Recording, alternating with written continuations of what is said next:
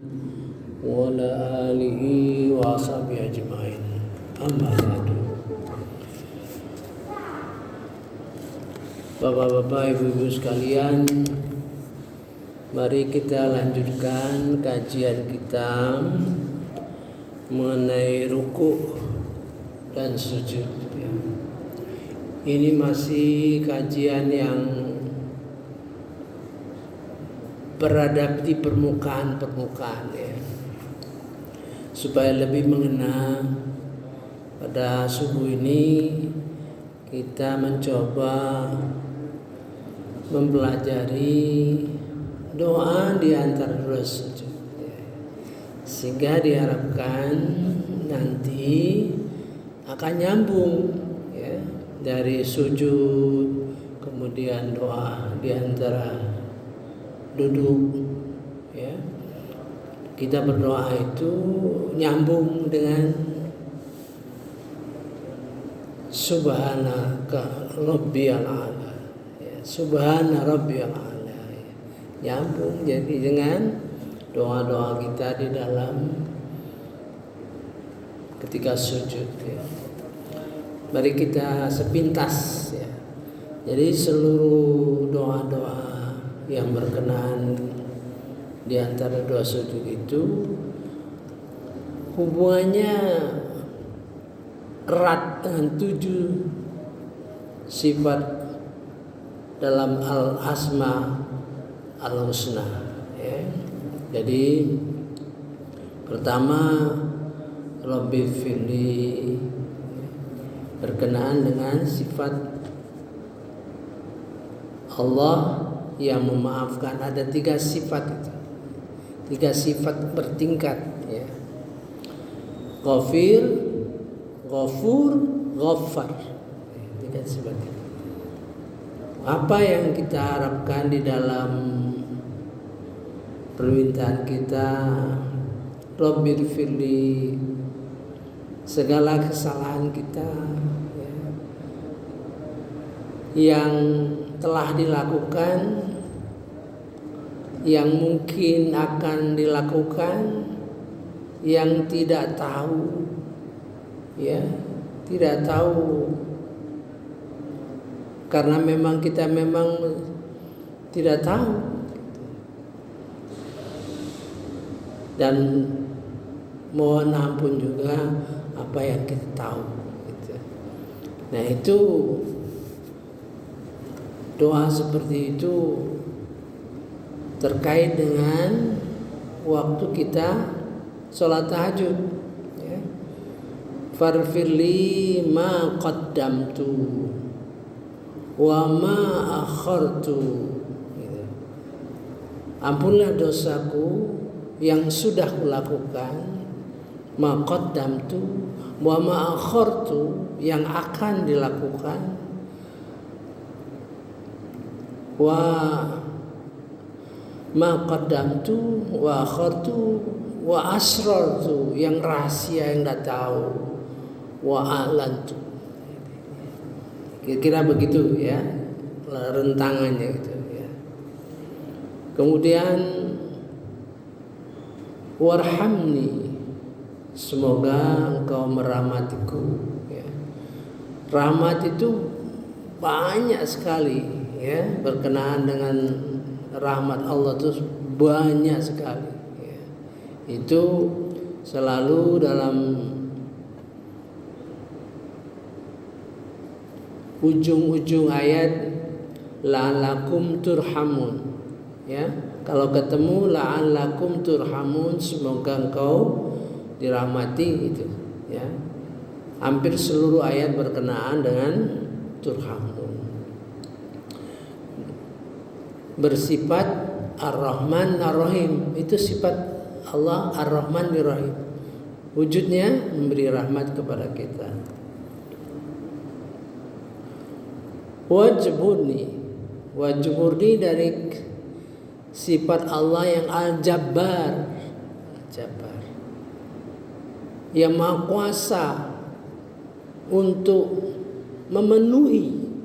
Dalam arti begini, kalau kita malas ya, mengharapkan rajin. Kalau memang kita agak kurang perhatian terhadap Al-Quran, menjadi perhatian.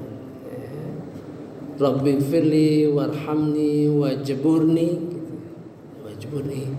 Jadi melengkapi sifat-sifat negatif dari kita menjadi sifat positif. Kemudian warfa'ni, rafa'ah. Kita meningkat, ya, meningkat iman, meningkat ilmu, itu kalau kita kaitkan dengan ayat yang menyatakan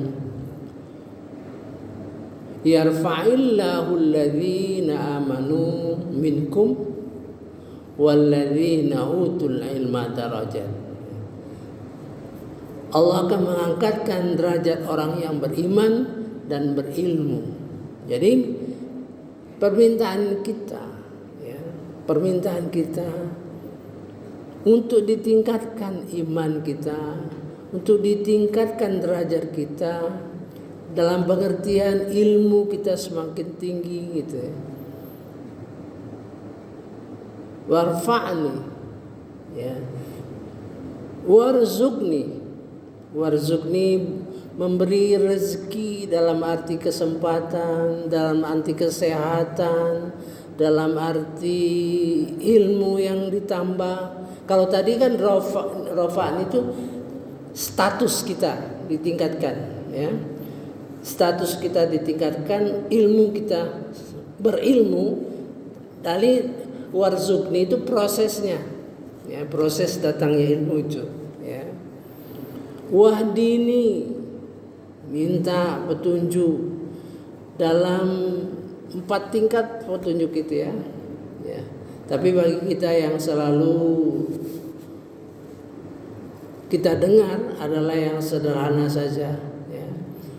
Hidayah dan taufik, ya. Hidayah dan taufik. Taufik itu yang kita harapkan.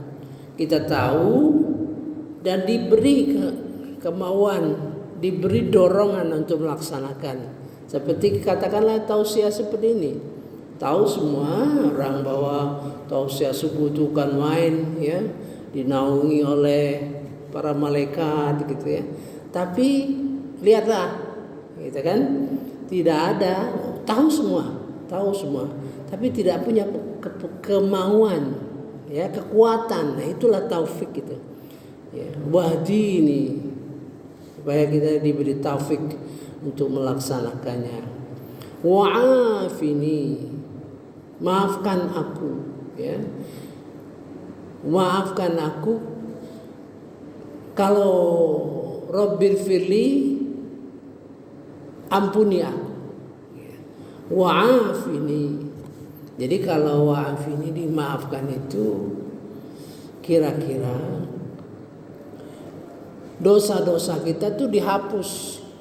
Kalau Rabbil firli itu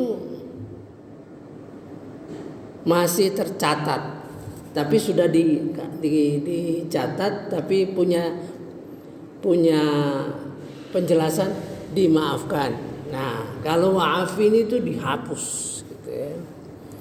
Wa'fu anni ada terjemahan tuh sehat, tetapi lebih cenderung kita, mudah-mudahan kita, hati kita, ya, disehatkan dari penyakit-penyakit, ya. Dari penyakit ria, penyakit ujub, penyakit sombong, penyakit merasa tinggi, penyakit, segala penyakit yang merupakan sifat-sifat yang tercela. Itu kira-kira kayaknya doa itu, ya, 7-8 kalimat kata-kata itu kalau diijabah oleh Allah Subhanahu wa taala, sempurnalah hidup kita itu, ya. Nah, nanti kita mulai menguliti, ya, mendalami apa yang kita baca di dalam Subhana Rabbiyal A'la Itu kita dalami, ya. Saya kasih contoh saja. Di dalam surah Al-Ala dan At-Tariq, ya, Tariq itu ada yang berdempetan. Ya, berdempetan. Was-sama'i dzatir raj'. Demi langit yang mempunyai air hujan yang berputar-putar. Ya. Wal ardi dzatis sad'a. Bumi yang mempunyai tumbuh-tumbuhan.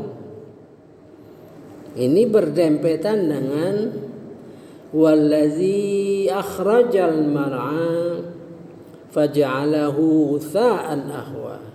Ya. Dan dia menumbuhkan rerumputan, ya. Faja'alahu ghutha'an ahwa. Lalu dia jadikan rumput-rumput itu kering, ya. Ya. Dalam menafsirkan turunnya hujan ada dua macam. Ya. Satu memang betul-betul artinya proses turunnya hujan melambangkan ketinggian ilmunya Allah. Ya. Dua berkaitan dengan Al-Quran. Ya. Maka berlanjut di dalam surah Al-Ala, sanuqri'uka fala tansa illa masya Allah. Kami akan membacakan Al-Quran kepadamu supaya tidak lupa. Gitu. Illa masya Allah. Berkaitan ya, sudah itu Quran. Di atas juga begitu. Dilanjutkan, innahu laqaulun fasl. Sungguhnya Al-Quran itu benar-benar pemutus, ya, benar-benar merupakan pasal-pasal pemutus di akhirat nanti. Ya, wa ma huwa bil hazl. Jangan main-main, ya, jangan main-main dengan Al-Quran itu. Kita kira-kira itulah gambaran. Kita akan nanti jauh mendalaminya, terus mengaplikasikannya, ya. Saya memberikan contoh aja. Siapa tahu Allah memberikan hidayah pada bapak-bapak, ibu-ibu sekalian lebih dalam, lebih perasaannya lebih halus, lebih disayang oleh Allah Subhanahu wa taala, jauh dari apa yang dicontohkan, ya. Nanti berkenaan dengan surah Az-Zumar. Surah Az-Zumar ayat 21-22 gitu. Ini contoh aja, ya, yang saya berikan contoh. Jadi artinya praktek, ya, yang di dalam contoh-contoh Al-Quran itu bertebaran sehingga kita bisa milih gitu, ya. Nah, contohnya dari air tadi menyuburkan, menumbuhkan, ya. Jadi ayat 21 surah Az-Zumar, ya, menumbuhkan, ya.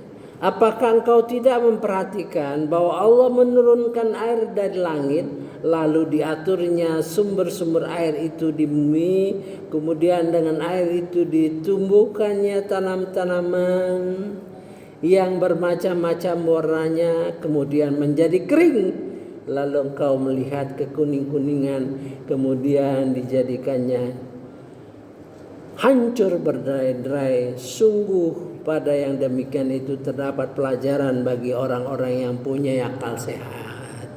Jadi satu sisi memang menggambarkan air yang turun, tetapi di sisi tafsir yang lain artinya tanpa Al-Quran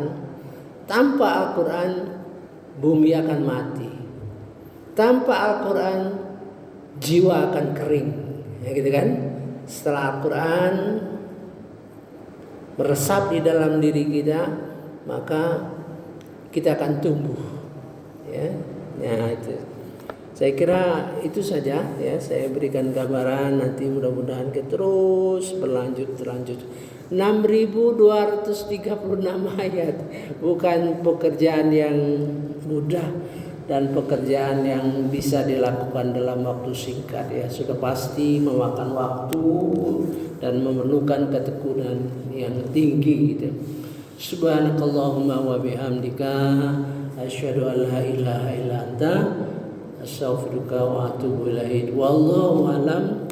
Wassalamualaikum warahmatullahi wabarakatuh.